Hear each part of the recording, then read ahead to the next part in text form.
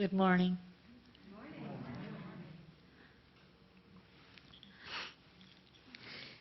It's said that beauty is skin deep.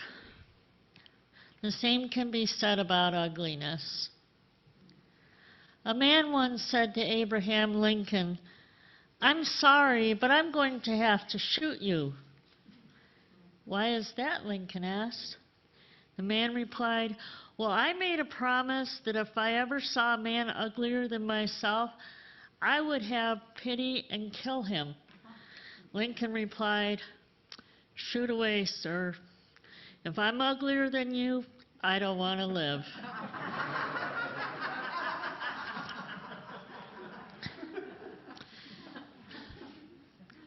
Listen. The truth is that Abraham Lincoln, this man who we celebrate as one of our greatest presidents, had both physical and ideological warts. In September 1858, during the fourth debate between Lincoln and Stephen A. Douglas, Lincoln declared, "I am not, nor ever have been, in favor of bringing about in any way the social and political equality of the white and black races.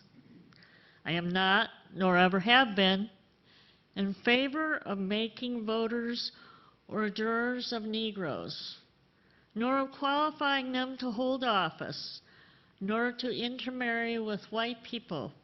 And I will say in addition to this, that there is a physical difference between the white and black races, which I believe will forever forbid the two races living together on terms of social and political equality."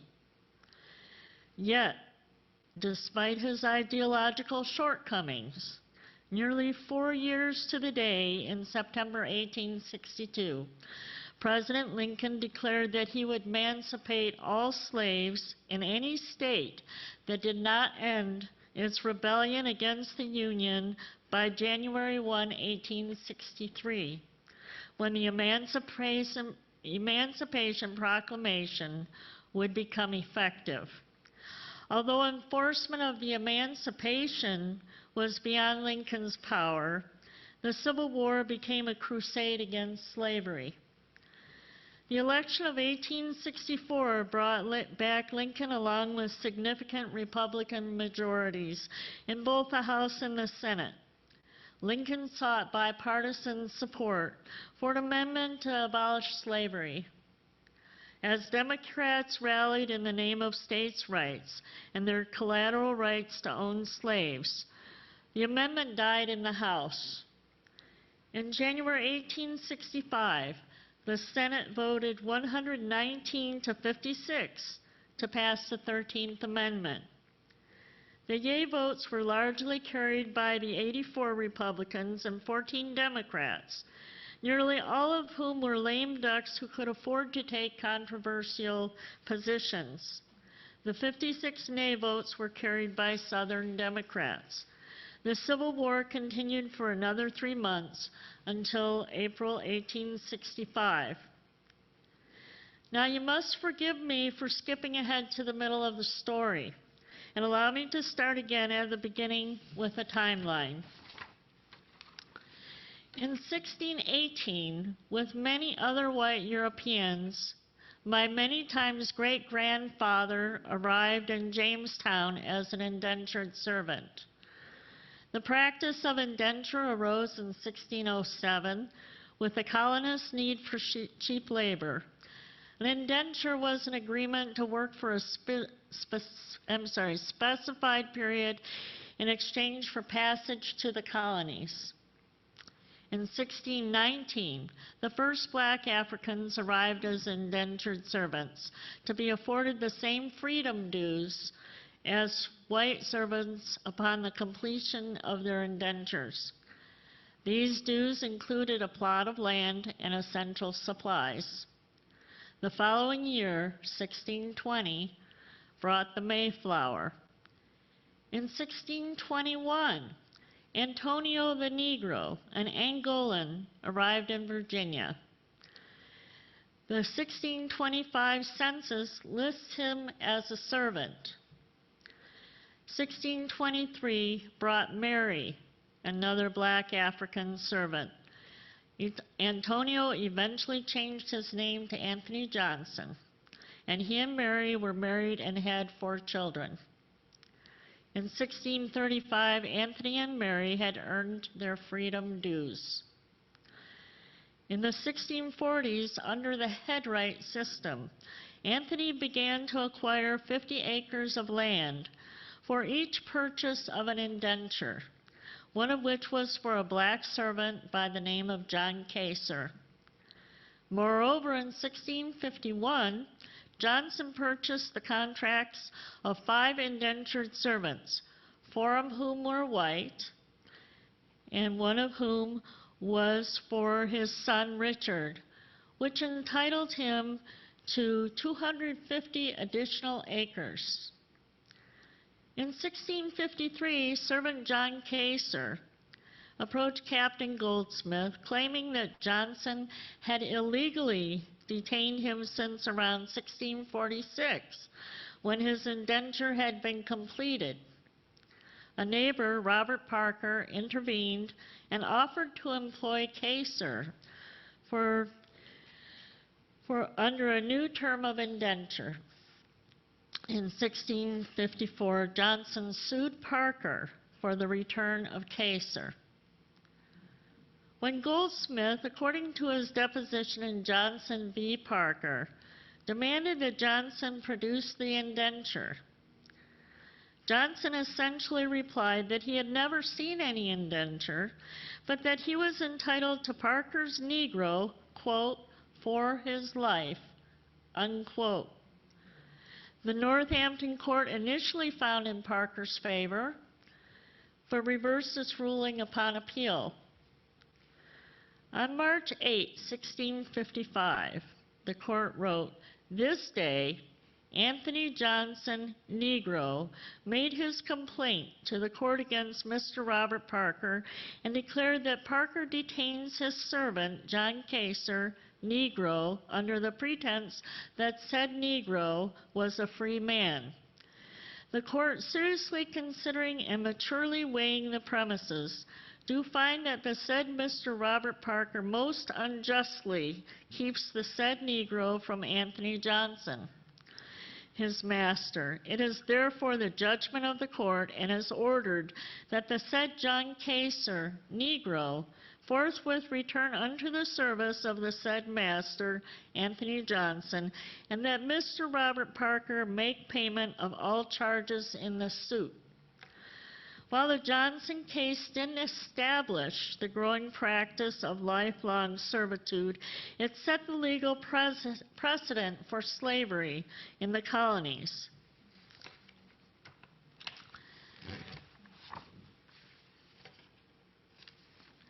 However, if one argues that indentured servitude is another name for slavery, what should we make of Anthony Johnson, a black man, who effectively owned 4 white servants and who successfully sued a white man for the return of another black man to lifelong servitude? The trafficking of humans is as timeless and as enduring as human enterprise. No race has been spared its ugliness, even as the practice continues in its many guises throughout the world. If this nation is to ultimately be judged under the lens of racism, then every group eventually gets burned under the magnifying glass of our shared history. Between 1830 and 1850, our not-so-black and white history is further complicated by the 3,000 to 5,000 black slaves who accompanied on the Trail of Tears the 5 so-called civilized tribes: Cherokee, Chickasaw, Choctaw, Creek, and Seminole. Long before the arrival of white Europeans, intertribal conflict resulted in the captivity and enslavement of rival tribespeople, especially women and children. Moreover, there are numerous accounts about natives abducting the children of white settlers and selling them to other tribes to replace native children lost in conflict. With the rise of the African slave trade, prominent natives also purchased black slaves from their white neighbors. The circumstances giving rise to both slavery and our nation's founding are infinitely more complex than can be addressed in this short history. What do we know now that we didn't know in the 1610s with the arrival of the indentured servants? In 1655, with the legalization of lifelong servitude, and in 1863, with Lincoln's expressed views about the mixing of races. What have we learned in the intervening 100 years until 1963, when Martin Luther King ironically gave his "I Have a Dream" speech on the steps of the Lincoln Memorial, decrying judgment and treatment on the basis of skin color and nudging America toward a more racially equitable future? On this eve of Martin Luther King Day 2022, it's well past time to exchange the magnifying glass of racial division for the yardstick of racial progress. Despite Lincoln's lack of racial vision, and in large part due to his political action, white and black people in 2022 now mingle as voters, jurors, and politicians, and live and intermarry among themselves.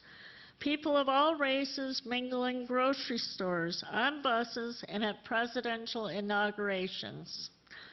Late black businessman Herman Cain once exclaimed, "My great-great-grandparents were slaves, and now I'm running for president of the United States. Is this a great country or what?" You may be tempted to focus upon where we've been rather than where we're going. Years ago, I attended Detroit Unity for just one day, but I'll never forget the message. The speaker was cautioning us about living our lives in our rearview mirrors, which often results in accidents. The printing on our side mirror states that objects in the mirror are closer than they appear. This caution is useful when we're gauging the proximity of traffic around us, but useless when we're gauging the proximity of historical events, several centuries distant. To say, as some have claimed, that these United States were founded upon the institution of slavery is less accurate than to say that our nation was founded despite the establishment of slavery from the legal precedent of lifelong servitude.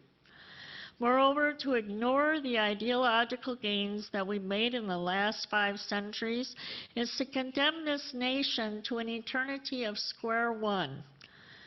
And let us finally acknowledge that the vision embodied in the "We Have a Dream" speech of our nation's founders was simply greater than their reach. We must learn to forgive them for their short arms. Yes, it's true that he who doesn't understand history is condemned to repeat it. But it's also true that she who obsesses about the past forsakes her vision for her own future. It's far more important that we as a nation focus upon where we're going than upon where we've been. Where attention goes, energy flows. The ideological divisions that often seem to threaten the cohesion of our republic may in some perverse way be our salvation. These divisions ensure that no one ideology prevails, and that despite our raucous, dysfunctional bickering over the last 250 years, we somehow manage to find the compromises that compel us in the direction of that more perfect union that we all claim to want. Can we at least have the good grace to celebrate our many successes, even as we cringe at our errors and laugh at our behavior?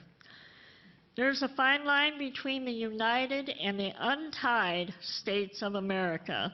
And yet, as hard as we seem to try, we can never and will never untie our imperfect union, the preservation of which some may argue is Lincoln's greatest legacy.